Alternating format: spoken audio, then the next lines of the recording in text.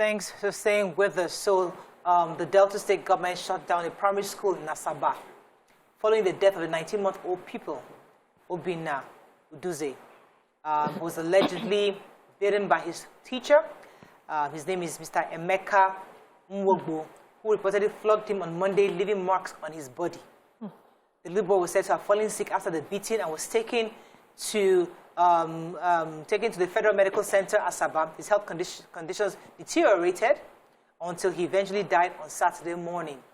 And trying to investigate what happened, it was said that there was a report that said that he was pushed by the teacher. Another report said because he was playing with the tap water, the teacher flogged him. Either way, this man was flogged. Now, the Delta State government of the governor's office have shut down the school, especially because the school itself, the principal doesn't have operational license.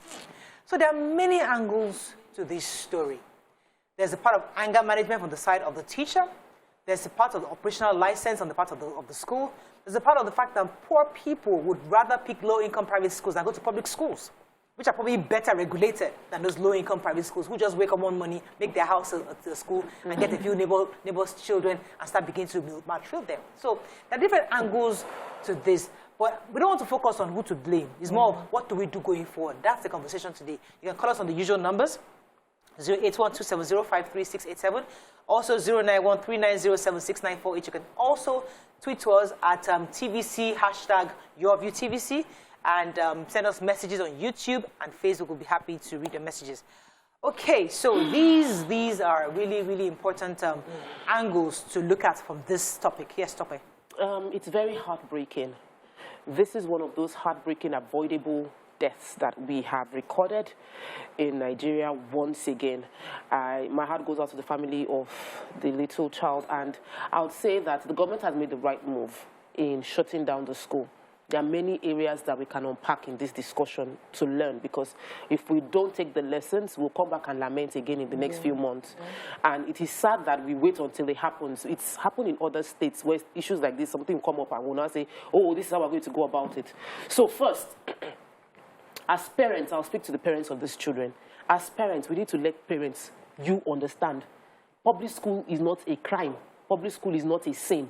The average public school is better regulated than most private schools, and we need to first get that. And I know that it might feel like you're not putting your own children in public schools, but our avoidance of public school exposes us to lack of regulation and the expectation of the goodwill of the owner of the school to do the right things. That's number one. Number two is,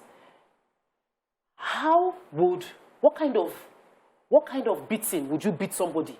A child playing with water is a normal thing. Children, like my children were trying to fry egg, they broke like 3 eggs all over the floor. It's normal, like children will play. This is a small child. What do you expect the child is supposed to do in school? 19 months. That's it. 1 year, 7 months. It's not even 2 years. A child that age has no business being punished. The only thing the child should be doing is play under supervision.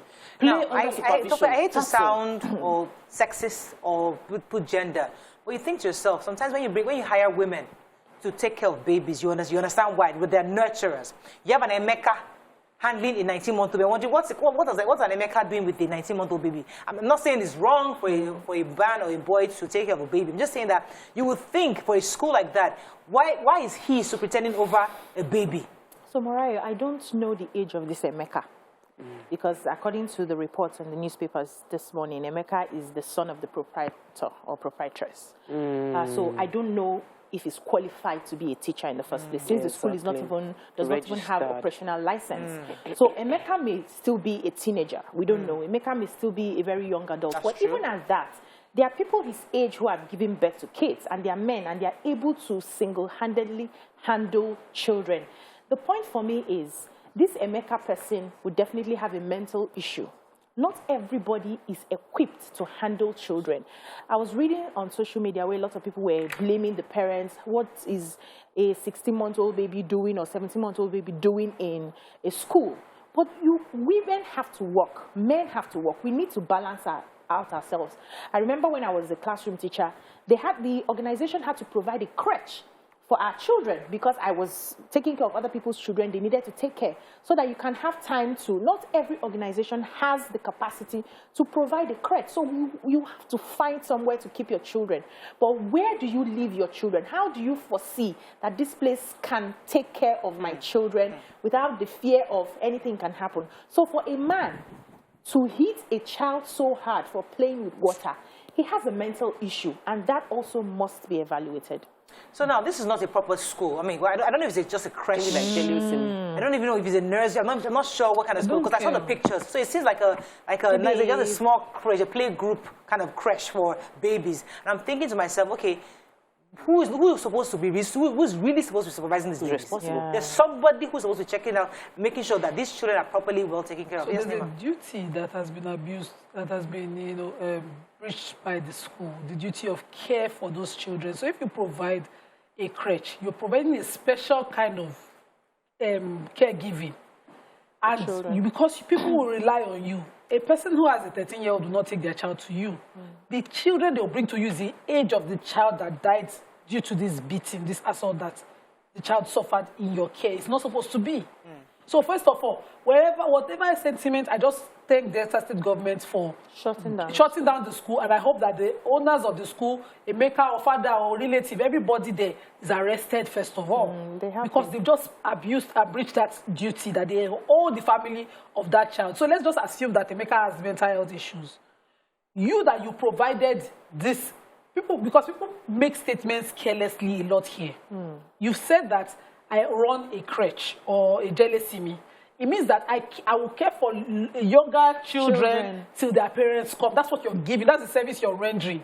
And you cannot fail at that service. You cannot just take somebody's child and say, make a hand. You have 12 children. You 13 children. All of you, 2 children. Oh, yeah. I'm coming. Let me run and go and see my sister. One of my sister phone call.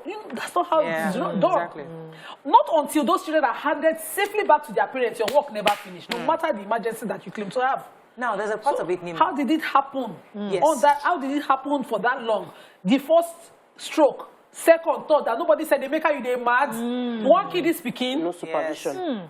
So now, there's another angle, Tokwe. So I'm not one to always try to blame the government, but why is this a function? Why is this this crèche? I'm not sure if it's a school, I'm not sure. Why is it functional with the license? Why do we wait for things like this to happen? But we realize, they don't have license to actually operate. So we have is a gap in supervision, and I think that we can always say, we don't have enough manpower to visit every location to be sure, because we don't know the size of this place. A lot of people start their school from their living room. We're not reporting each other. If somebody wakes up, the other day somebody woke up and started a crèche, I had to go and find out, are you authorized? I asked the person, do you have license? The person had to tell me they had license. We need to go into that space. We need to go into that space where, and we've been saying it on the show several times, the fact that you're asking questions doesn't mean that you're a bad belly person. Asking questions is a way to build the society, watching out for one another, because it might not be your child, but your neighbor's child or someone you know. When Kaduna State, I think, did that draconian move of saying everybody, your license is suspended, everybody come and regularize your license, I felt like, that's too much. But right now, I'm beginning to support the governor for making that move. I think that we should, preventing education is, these people are in charge of your future. It was Kano State? Yes, Kano State, sorry. So every school is in charge of shaping the future of the nation.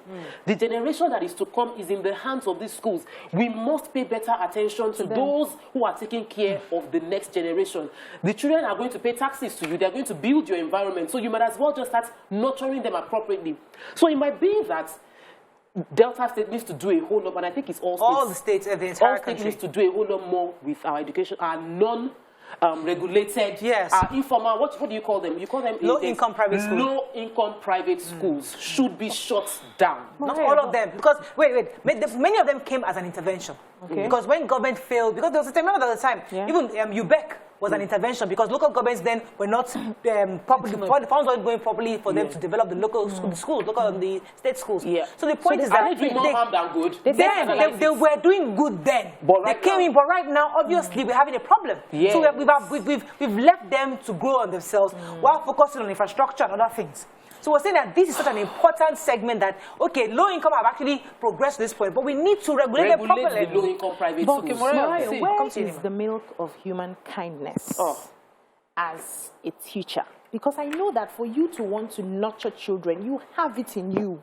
You don't just wake up and say, I want to take care. It's difficult taking care of your own children. So there's this passion that I see for people who are genuine teachers. There's this love for children. And I remember, it's not even just about whether they are regulated or not. In my secondary school back in the day, and my primary school, I was flogged mercilessly, and they were public schools. So they still have this happening in public schools. It's just that it seems like people are now getting into this sort of business just because of the money they want to make. There is no passion, there is no love for these children. How do we now vet those? Because I know that back in the days as well, people would just, you just see your neighbors going to work and you want to help them, and maybe you don't have a job as a woman, and then it's okay, bring your children here, you just give me something at the end of the month, and we cater for your children. We have that as a community. So why have we lost that? It's not about whether it's just a public school now or a private school. We have lost the milk of human kindness. How do we get it back? Let me say this quickly. The way an intervention, we need them in certain areas. How do we do what Lagos State did with the traditional birth attendants?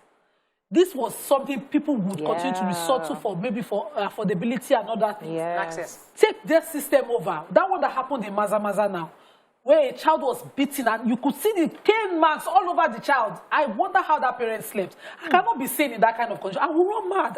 I will tear somebody's dress. You cannot beat my child in that. I will go mad. Something will happen. But let's come to parents, not finding ways to make it work. I cannot understand leaving a child less than 3 in the care of just anybody. The way I grew up, I remember nursing children on my block. For all the working mothers on my block, if they're watching, they know. My mother was in care of all the children.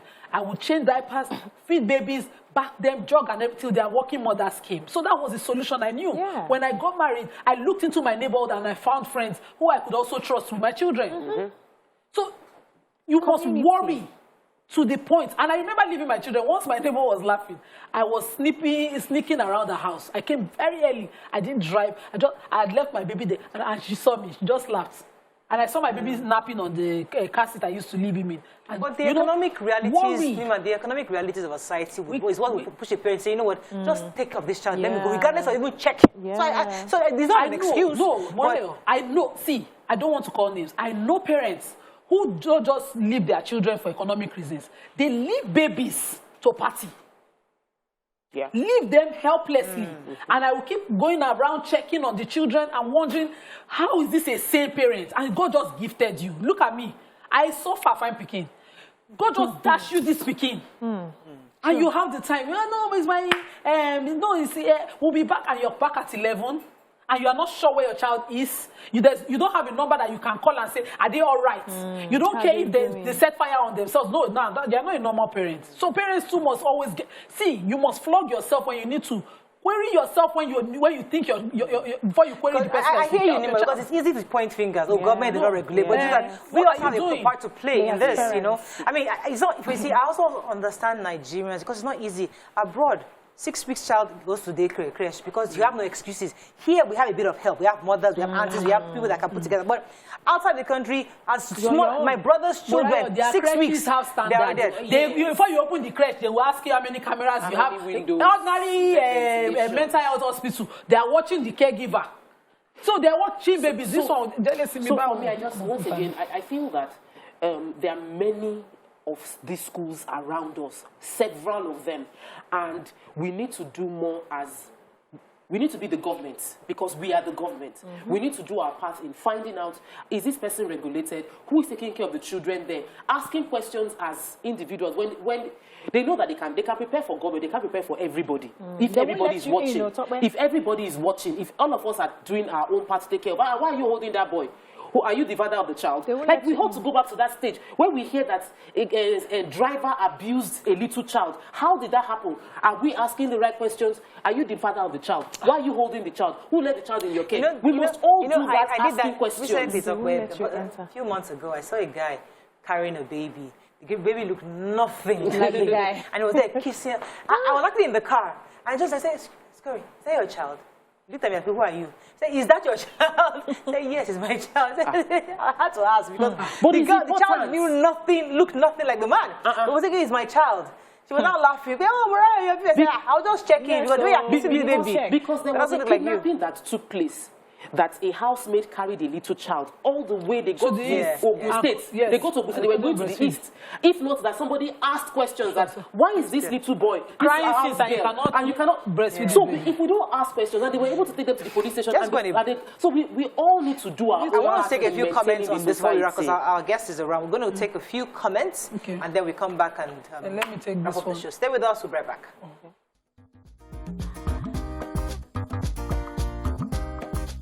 Stay tuned. Your View will be right back. Thanks for staying with us. So we're still discussing this matter that happened in Asaba. And we'll take a few comments. Nima? Lorenzo says, this is a very sad story. Most of this unlicensed school pops up on daily basis without no government checks. I have so many of such schools around my area at Amuwo. On the flip side, parents should also ascertain the mental state of mind of the so-called teachers, caregivers we hand our lovely kids to. Yes. I totally agree with him. I know of some schools that I don't think they should be up in Amuwo as well. Idarake says it can only be mental issues, nothing else I can think of at this stage. A normal person won't do that. Fumi Adeniro says public schools in Lagos have nursery schools and crèche. I mean Lagos State's model nursery and primary schools. My daughter attended one in GRA. Ugochi says I disagree. There's no mental issue on this one. Some children are just wicked because of how their parents raised them. So Ami B says there's nothing wrong with starting a crèche from your living room. The question is, do you have the right policies, training, license, and insurance to do that? Jayola says teaching, which includes child care services, is a very delicate industry. And this is why training has to be enforced even by law. Federal, state, and local government has to do better to safeguard the kids. Festus Akimboewa says our problem is lack of regulation. Anyone can now start a private school without registration. Anyone can now be a teacher without any formal training because they know there's no regulation. We see I don't want to continue that narrative, Nima, because I was saying that Mariam just published a book, which we all say is a fantastic book, but she's trying to get the Lagos State government to allow public children in public schools to read it. And guess what? She's going through a really rigorous process to get that book in schools. She's telling us that there are various groups that have to read that book to approve it before to get into any one classroom. So there's regulation. Let me tell you. There's regulation. Ms. Chi says too, that it's irresponsible for Delta State government to close a school for not being registered after the death of a pupil. So wait until the next child dies in the next unregistered school before you close schools. Exactly. So it's still the issue of regulation, and you're talking for just one state. A lot of even in Lagos State that even in Lagos State, I know certain schools that they should not be up by any chance. Absolutely. You wonder how a person starts in school and say we're in the process of getting registered. How is that possible? You should get registered. You yourself, you go write exam. They would have tested your capacity to run that school before you put people there. So what I was trying to say, Nima, is that we have these low-income private schools because they came to solve a problem. The fact that we didn't have enough public schools to accommodate all our children. So they came in, but we're saying now, we cannot just allow them to continue to have our children without proper regulation. So if we have regulation, we must enforce those regulations. Very important. Get the inspectors to check the quality assurance to make sure that all these low-income private schools are well checked. When I was in primary school in Our Lady of Lourdes, we used to have unexpected checks. I was in class once, my primary teacher in primary school was Mrs. Fuji. And we're just in class, and the teacher walks in, she hands down her chalk, walks to a place. She sat down, she was quiet, and we're all surprised till the class ended. Such unexpected checks should happen, even in all these cheap, what do you call it, cheap private schools. Somebody must be able to walk into those schools. Why will a school open school and tell you that the gate is not open until certain hours because they are doing morning classes? I have this very important message. Ogos Amos says, I take my kids to start school at 18 months. I am a working mom. Better they are in school than with an unreliable housemaid. Nothing wrong with the little one going to school, in my opinion. You know, there was a lot of backlash. Why would children at that age go to school? But this is the reality of our situation. But you must be able to do Some the check. people need to put their children in schools very early. But you must be able to do the check. The only thing is now we now start to pay attention to how we check the schools that we put these kids. Let me take Elizabeth. Hi, Elizabeth. Good morning. Oh, good morning. Morning, yes. Go ahead, please. Yeah, about my own view about this, the topic of today. Sometimes we don't blame the schools. Thinking about the situation of Nigeria and the way things are, I know things are not easy. The government to have a role in this, because if you look at our government schools today, I attended private government school all my life. I don't even know what they call private school. But when I got married and presently now our government school now, if you look at it, a lot of issues, a lot of things. So there's not even standard. I got a job in one of these government schools here in Benue State. I went to one of the classes. They issued me for my retreat. I was trying to explain this thing because I got married in Kaduna and before I came to Benue State. Hello? We can hear you. Keep talking. Yeah. I said I got married in Kaduna before I came to Benue State.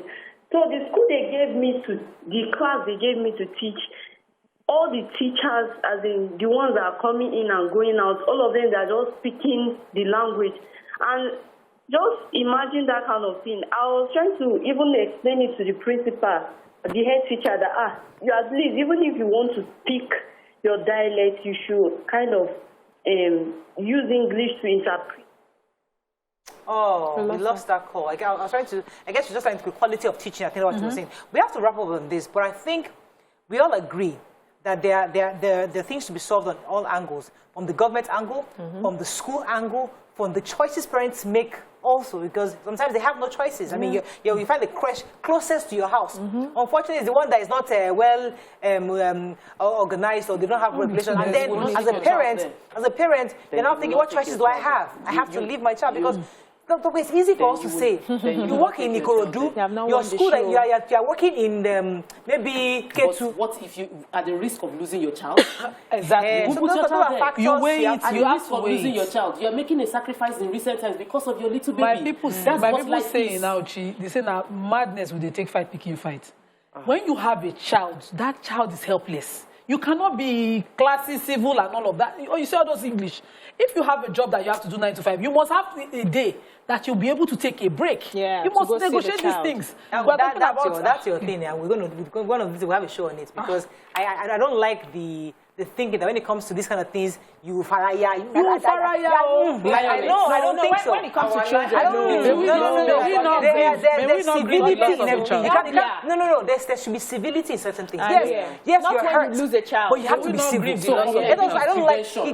It may not happen to us. May not happen to us, but at the same time, you really do not know how you react when you lose a child. We should have the mentality that we should not faraya is not a normal thing. It's not right. So let us faraya. Let's prevent. They talk about so there's no excuse for me. property. There's no excuse to drop a child in a place where you have doubt might not be safe. If you have any doubt that this child might not be safe in this place, don't drop the child there. Or do regular checks. Go everywhere with your child. Yeah, it's not possible. That is all we can say. Go and faraya abroad. You see, that you might end up in prison. They will not kill your child. They will not lose your child abroad. No, they'll lose your child. Flog your child. You go and faraya, they will carry you. You not lose the child. They talk Okay, now so that's all we can take on this matter. When we come back, we'll talk into other serious topics. Stay with us. We'll be right back.